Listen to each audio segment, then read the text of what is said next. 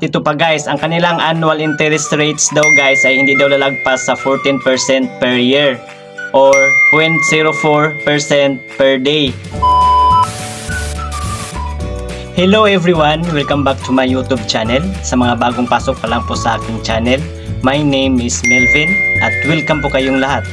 May bago na naman po tayong na-discovering cash loan app guys for today's video. Disclaimer lang po, hindi po ito sponsored ng Epirush ang videong ito guys ha.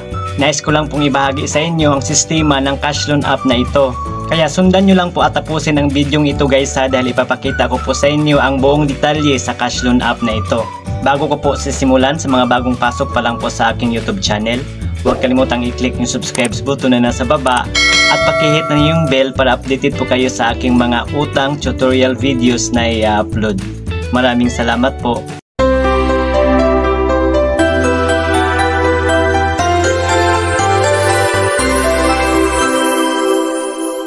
Ang cash loan app na ito guys ay dumaan lang po sa newsfeed sa aking Facebook account. At nababasa ko po doon sa kanilang ads na nag-offer po sila ng mataas na loan amount, mahaba ang loan term, at mababa ang interest rates. So yun, naintriga ako guys. Hinanap ko agad ito sa Play Store.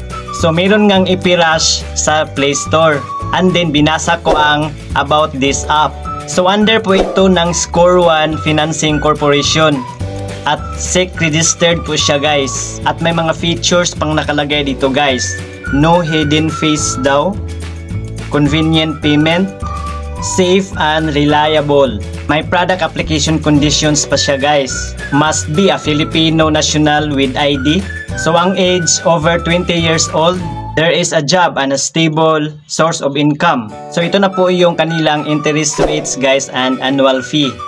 So nakalagay po dito ang loan range, a minimum of 2,000 pesos and a maximum of 30,000 pesos. At ang loan term nila guys ay a minimum of 91 days at 3 months po yun guys. At a maximum of 365 days, 12 months po yun, isang taon. Ito pa guys, ang kanilang annual interest rates daw guys ay hindi daw lalagpas sa 14% per year or 0.04% per day. Wow, ayos ah. So, sinubukan ko po itong in-applyan guys. Dinownload ko po yung app nila at finilapan ko po yung form na hinihingi nila. So, tapusin nyo lang po ang video ito guys ha, para masaksihan po nating lahat ang buong detalye sa cash loan app na ito. At para makita din po natin ang resulta ng aking application. So, ito panoorin nyo. So, ayan po guys, pagkatapos kong dinownload ay in-open ko na. At kung sakaling magka-interesado kayo sa cash loan app na ito guys, ganito po ang pag-apply nito. Ito po ang kanilang privacy policy. I-click lang natin itong I agree with this policy. At kung mahilig po kayong magbasa, kayo na lang po magbasa sa Epirush privacy policy. At pagkatapos ating basahin, i-click lang natin itong okay. So ang una po nilang hiningi ang ating active mobile number. Isulat po natin dito. Pagkatapos natin isulat, i-click natin itong get verification code.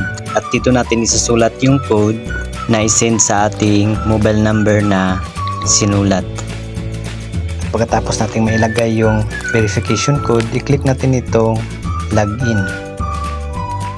Permission statement. So i-click natin itong confirm. Click lang natin while using the app. So meron pang nakalagay dito, anti-scam notice. Remember to make payment using the unique repay code displayed in the app to our official payment partners only. So i-exit lang natin ito guys.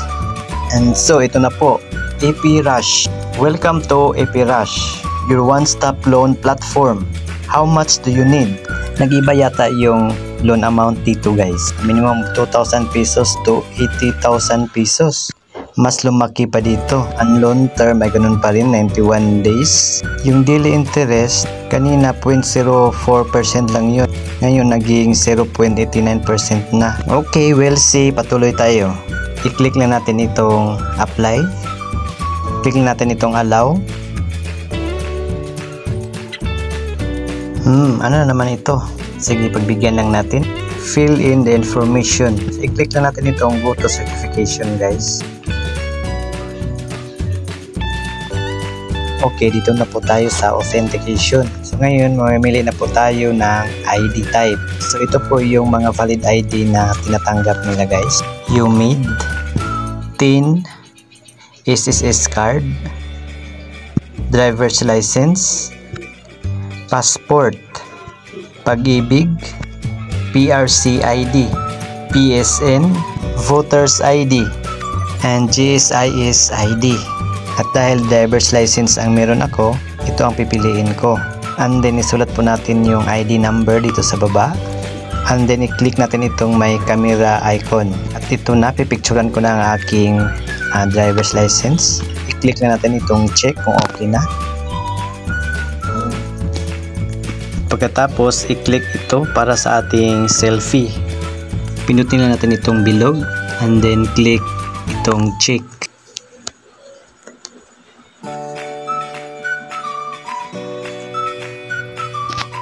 And then kapag okay na, i-click itong submit. So dito po tayo magsimulang mag-fill up ng ating personal information na magsisimula sa ating pangalan, middle name, apelyido, ang ating email address, ang ating kasarian, taon at pitsa ng ating kapanganakan, ang ating relihiyon, ang ating marital status, sunod ang ating education level kung ano po ang natapos natin. Sunod po ang ating residential address. Ano pong purpose natin kung bakit nag-loan po tayo. At itong bank account num. At kung pagkatapos natin mapilapan guys, i-click na natin itong submit.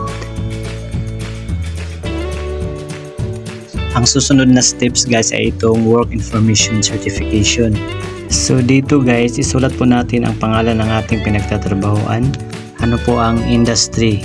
Ano po ang trabaho natin? Kailan po ang ating sahod? Lagay din po natin ang ating monthly income. Ilang taon na ba tayo sa ating pinagtatrabahuan? At phone number po ng ating pinagtatrabahuan.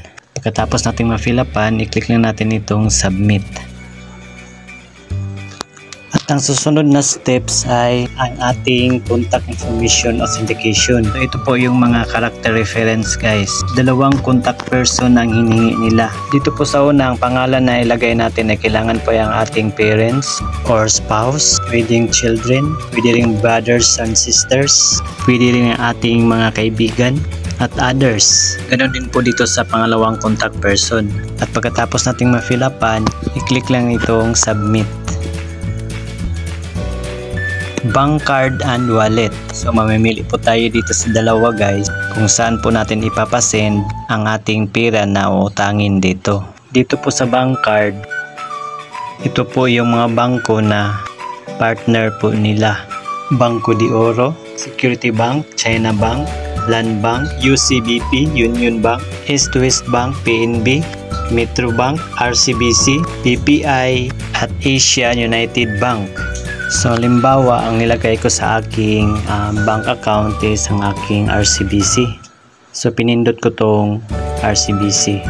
Back po tayo guys. Dito naman sa e-wallet, click lang natin itong add e-wallet. Ito po yung mga kapartners nila na mga e-wallets. GCash, Coins, GrabPay, at PMaya. At kung nakapili na po tayo, i-click lang natin itong confirm. Halimbawa sa akin itong Coins. And then dito sa baba, isulat po natin yung phone number na inirehistro po natin sa coins.ph. At pagkatapos nyan, i-click natin itong submit. At ito na po ang lumabas guys. So meaning, approve ako guys. Dahil nagbigay na po sila ng loan contract. So ito na po yung buong detalye ng kanilang kontrata. So sa loan amount ko guys, ito po ang in-approve sa akin. I-click natin ito. So ito po guys, a minimum of 1,000 pesos and a maximum of 3,000 pesos. So napakalayo doon sa in-offer nila sa kanilang ads na a minimum of 2,000 and a maximum of 30,000 pesos. Okay, subukan natin itong 3,000. Tapos ang loan period, wala na tayong pagpipilian guys. 7 days na po talaga kailangan mabayaran natin ito. Tapos itong ating debit card number, kung saan po natin ika-cash out ang ating inutang dito. So dito po sa e-wallet, sa coins.ph ko po ipapasend. So ito na po guys, sa 3,000 pesos na ating uutangin, ang actual amount na ating matatanggap ay 1,900 pesos na lang. At sa repayment amount, sa tuwing magbayad na tayo, ang ating 3,000 pesos ay magiging 3,210 na po dahil sa dagdag na 7% interest. So nawala na yung 0.04%. Kaya pala 1,900 pesos na lang yung matatanggap natin sa 3,000 pesos na i-loan natin dahil napakalaking halaga ng service fee, 1,100 plus interest na 210, 7% po yun sa 3,000. So ito na po yung cost na 1,310. So kinancel ko guys, hindi ko itinuloy. Almost kalahati na yung marireceive natin. So kung nais nyo ipagpatuloy ito guys, click lang natin itong may maliit na box dito to confirm and agreed to the loan contract. And then i-click natin itong confirm submission. So that's the time na isi-send na yun nila yung ating niloan doon po sa pinili nating bank account or e-wallets. So yun lang po guys. At sana may natutunan po kayo guys. Paki-like na lang po sa video ito kung nagustuhan nyo at paki-share na rin po sa iba para ma-aware din po sila. At para sa mga karagdagang katanungan, pakisulat lang po inyong mga tanong dyan po sa comment section sa baba. So yun lang po guys. Maraming salamat sa panonood. God bless us all. Goodbye.